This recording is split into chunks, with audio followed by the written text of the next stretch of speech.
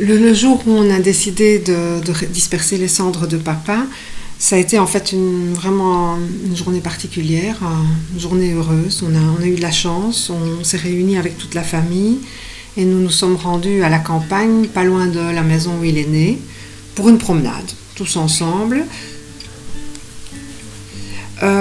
C'était fort différent avec maman parce qu'avec maman, on a en fait jeté les cendres en quelques secondes sur la prairie et puis c'était fini.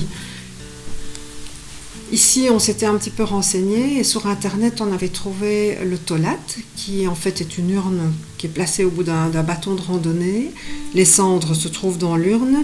et quand on se promène, on disperse les cendres petit à petit chaque fois qu'on dépose le bâton sur le sol. Donc on a un peu hésité avec ma belle-sœur et moi-même parce qu'on trouvait que c'était assez lourd. Et puis en fin de compte, c'était bien parce qu'on a partagé le bâton ensemble, on l'a tenu chacune et on a partagé ce moment de cette façon. Ce qui était chouette, c'était de se promener et chacun en fait a pu un peu partager ses souvenirs, raconter une petite anecdote sur papa, raconter une petite histoire qui est dans le passé et